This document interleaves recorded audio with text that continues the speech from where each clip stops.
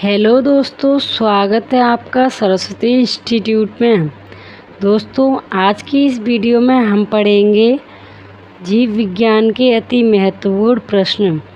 ये क्वेश्चन आपके लिए बहुत ही इम्पोर्टेंट होने वाले हैं, क्योंकि आप किसी भी एग्ज़ाम में बैठते हैं, जैसे UPSSC, UPSC या SSC या STET वगैरह किसी भी एग्ज़ाम में अगर आप बैठने जाते हैं तो ये क्वेश्चन आपके लिए बहुत बहुत इम्पोर्टेंट हो जाते हैं। क्योंकि साइंस का जो पोर्शन आता है उसमें बायो के क्वेश्चन भर भर के पूछे जाते हैं और वही क्वेश्चन से हम मात खा जाते हैं। अगर कोई स्टूडेंट बायोलॉजी बैकग्राउंड से पढ़ा हुआ है तो वो करके ले जाता है ये क्वेश्चन। अगर कोई स्टूडेंट बायो बैकग्राउंड का नहीं है, मैथ्स बैकग्राउंड का है, तो वो इसमें कहीं ना कहीं मात खा जाता है और ये प्रश्न गलत करके आ जाता है। इस हिसाब से ये क्वेश्चन आपके लिए बहुत इम्पोर्टेंट हो जाते हैं। तो आप कहीं मत जाइएगा और वीडियो को अंत तक ज़रूर देखिएगा और वीडियो को लाइक शेयर करना ना भूलिएगा। इससे हमें बहुत ही मोटिवेशन मिलता है। और आप अंत में बताइएगा कि आपको वीडियो कैसी लगी। अगर वीडियो के बारे में आपको कोई सजेशन देना है तो आप सजेस्ट भी कर सकते हैं और आपको कैसा टॉपिक चाहिए ये भी आप बता सकते हैं। चलिए बढ़ते हैं हमारे पहले क्वेश्चन की तरफ। पहला क्वेश्चन है, जीव विज्ञान का जनक किसे कहा जाता है? तो इसका सही जवाब देखते हैं क्या है।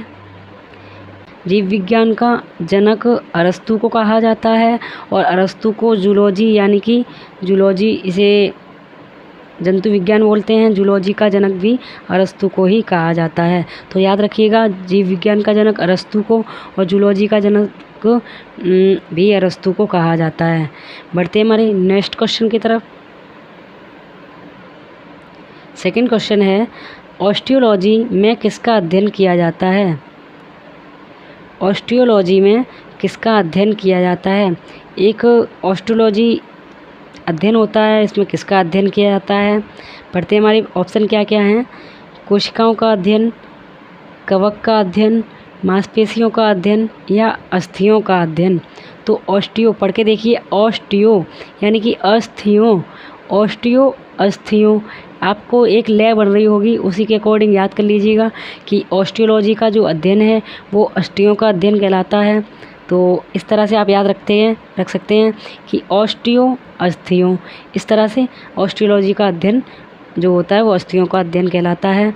और कोशिकाओं का अध्ययन क्या कहलाता है? तो कोशिकाओं का अध्ययन साइटोलॉजी का कहलाता है।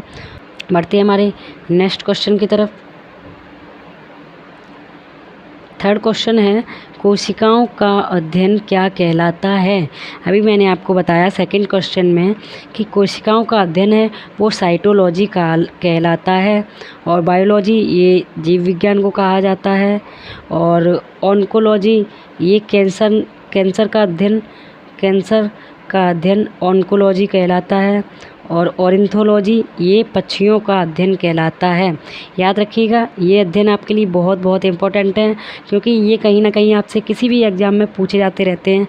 तो याद रखिएगा कि ऑर्निथोलॉजी पक्षियों का अध्ययन, ऑन्कोलॉजी कैंसर का अध्ययन, साइटोलॉजी कोशिकाओं का अध्ययन और बायोलॉजी जीव विज्ञान यानी कि जीवों का अध्ययन। बढ़ते हमारे नेक्स्ट क्वेश्चन की तरफ। लाल रक्त कणिकाओं का निर्माण मानव शरीर में कहाँ होता है? इसका सही जवाब है, लाल रक्त कणिकाओं का निर्माण मानव शरीर की अस्थि मज्जा में होता है। बढ़ते हैं हमारे नेक्स्ट क्वेश्चन की तरफ। राइबोसोम या राइबोसोम का क्या कार्य होता है? इसका सही जवाब देखते हैं क्या है।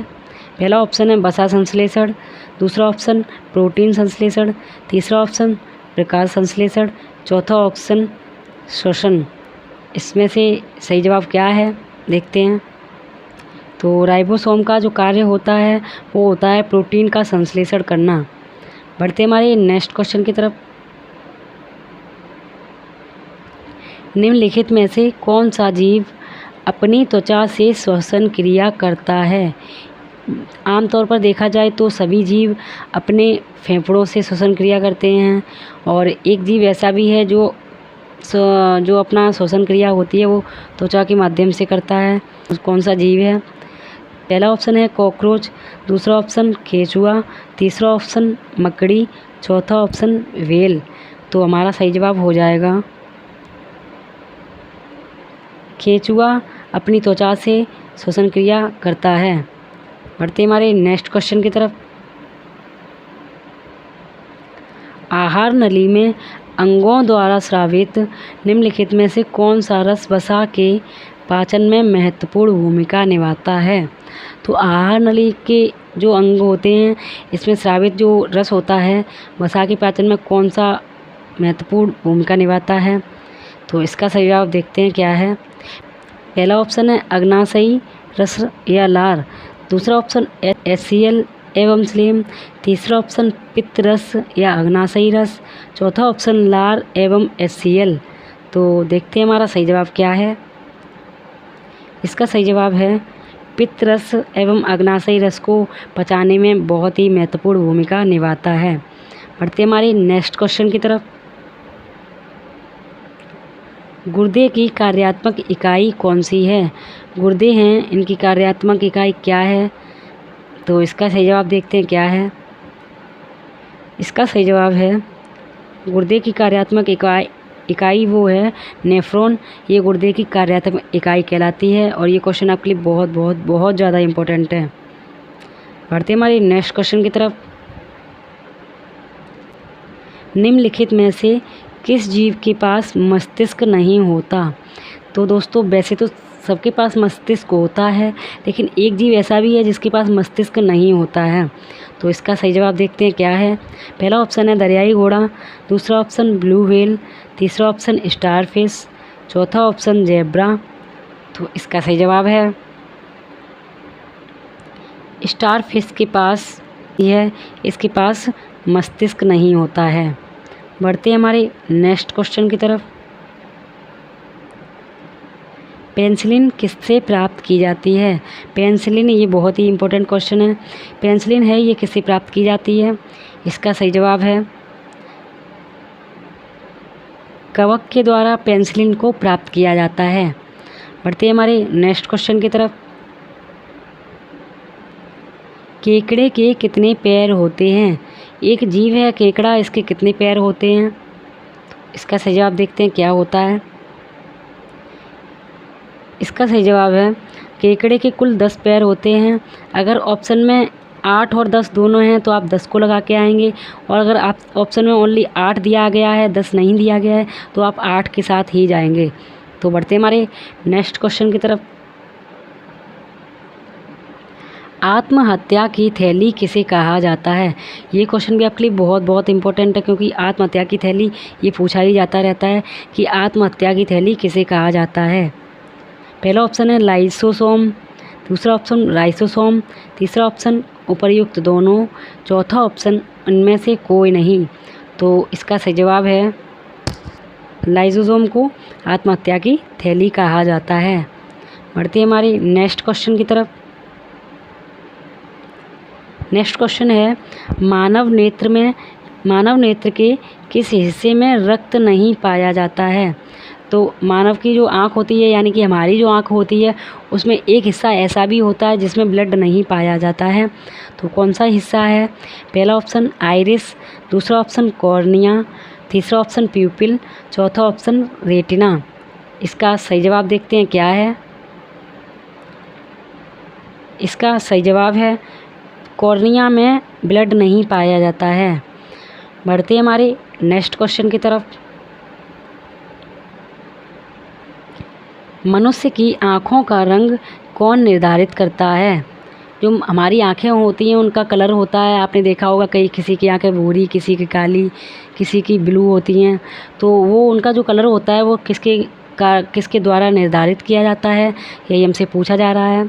तो इसका सही जवाब है आइरिस के द्वारा आँखों का कलर है वो निर्धारित किया जाता है। बढ़ते हैं हमारे नेक्स्ट क्वेश्चन की तरफ।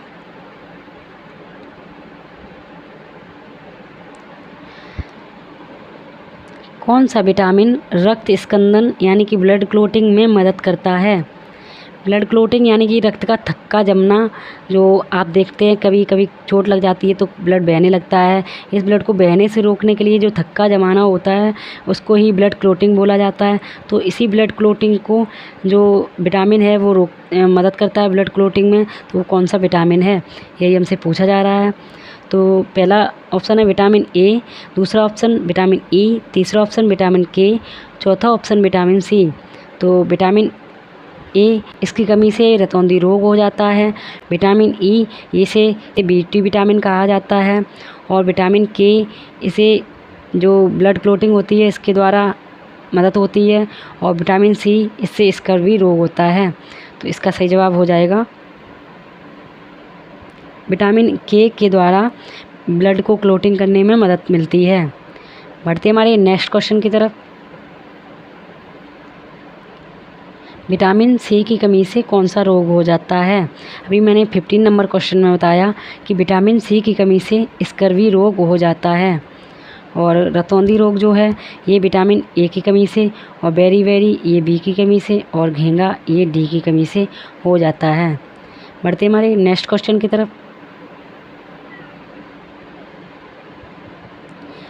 जमाई आने का, जो जमाई आती है इसका कारण क्या है? इसका मुख्य कारण है, जमाई आने का मुख्य कारण है हृदय में कार्बन डाइऑक्साइड बढ़ने के कारण हमें जमाई आने लगती हैं और हमें ऐसा महसूस होने लगता है कि हमें नींद आने वाली है या नींद आ रही है। उसी को बोलते हैं जमाई आना। बढ़ते हैं हमारे नेक्स्ट क्वेश्चन की तरफ। अगला क्वेश्चन है, कौन सी कोशिकाएं पौधे के विभिन्न अंगों को जन्म देती हैं और पौधे को बढ़ने में मदद करती हैं?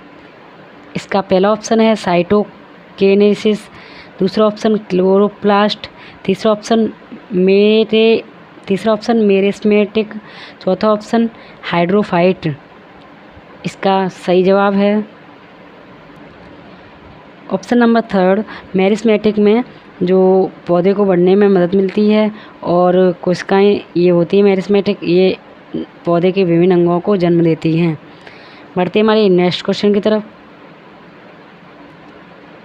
निम्नलिखित में से कौन सा प्रोटोजोआ से होने वाला रोग है? इसका सही जवाब है मलेरिया। मलेरिया प्रोटोजोआ से होने वाला रोग है। बढ़ते हमारे नेक्स्ट क्वेश्चन की तरफ। जीवाणु की खोज किसने की थी?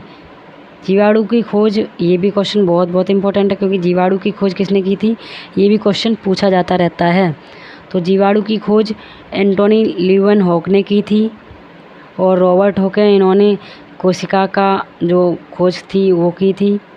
मेंडलीफ, इन्होंने आवर्त सारणी दी थी। बढ़ते हमारे नेक्स्ट क्वेश्चन की तरफ। कौन सा हार्मोन स्तन से दूध निकालने में मदद करता है? इसका सही जवाब है प्रोलैक्टिन नाम का एक हार्मोन होता है, ये स्तन से दूध निकालने में मदद करता है। बढ़ते हमारे नेक्स्ट क्वेश्चन की तरफ। निम्नलिखित में से किसमें प्रति ग्राम प्रोटीन की मात्रा सबसे अधिक होती है?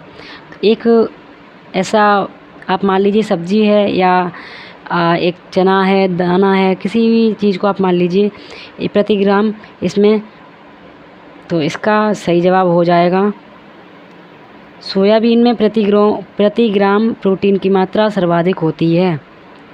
बढ़ते हमारे नेक्स्ट क्वेश्चन की तरफ। ग्लूकोमा रोग मानव शरीर के किस अंग में होता है? ग्लूकोमा नाम का एक रोग होता है, ये मानव शरीर के किस हिस्से में हो जाता है? इसका सही जवाब है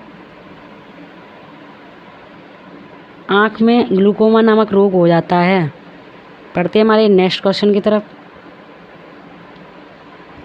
नवजात बच्चे को बीसीजी का टीका कब लगाया जाता है? बीसीजी का टीका आपने देखा होगा, तो नवजात बच्चे को कब लगाया जाता है?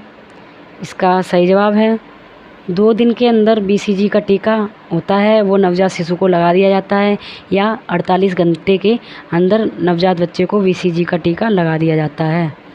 बढ़ते हमारे नेक्स्ट क्वेश्चन की तरफ। बच्चों का लिंग निर्धारण किसके गुणसूत्र से होता है? बच्चों का जो लिंग निर्धारण होता है वो किसके गुणसूत्र द्वारा होता है? इसका जो क्वेश्चन नंबर ये है 25, ये बहुत इम्पोर्टेंट क्वेश्चन है क्योंकि ये हमेशा पूछा जाता रहता है। तो इसका सही जवाब है पिता के गुणसूत्रों के द्वारा बच्चों का लिंग निर्धारण होता है। आपने देखा होगा कभी किसी के अगर लड़कियां ही लड़कियां होती रहती हैं तो उसकी माँ को दोष दिया जाता है, जबकि देखा जाए तो जो महिला होती है उसमें एक्स गुणसूत्र पाए जाते हैं और जो जेंट्स होते हैं उनमें XY गुणसूत्र पाए जाते हैं। अगर महिला का गुणसूत्र X पुरुष के X गुणसूत्र से मैच करता है तो बेटी होती है, और अगर महिला का X गुणसूत्र पुरुष के Y गुणसूत्र से मैच करता है तो बच्चे यानी कि बेटे का जन्म होता है। इस तरह से जो गुणसूत्रों की जो संरचना होती है वो पिता के गुणसूत्रों के द्वारा ही बच्चों का लिंग निर्धारण होता है। तो आप याद रखिएगा कि आगे से किसी भी लेडीज़ को ये दोष मत दीजिएगा कि इसकी गलती के कारण ही इसकी लड़कियां हुई हैं। तो ये आपकी गलतफहमी है कि महिला का दोष होता है, इसको दूर कीजिए और इसका सही जवाब हो जाएगा पिता के गुणसूत्रों के द्वारा बच्चों का लिंग निर्धारण होता है। तो दोस्तों आज की ये वीडियो हमारी यहीं पे समाप्त होती है। उम्मीद करती हूँ आपको ये वीडियो पसंद आई होगी। अगर वीडियो आपको पसंद आई हो तो वीडियो को लाइक शेयर करना ना भूलें, और अगर आप चैनल को सब्सक्राइब नहीं किए हो तो चैनल को सब्सक्राइब और बेल आइकन ज़रूर ऑन कर लें, क्योंकि आपको नई वीडियो आपको मिलती रहेंगी। और दोस्तों अगर आप कुछ भी सजेस्ट करना चाहते हैं कि आपको वीडियो कैसी लगी, आप कमेंट में ज़रूर बताएं कि आपको वीडियो कैसी लगी, और अगर आप कुछ सजेस्ट करना चाहते हैं तो सजेस्ट कीजिए।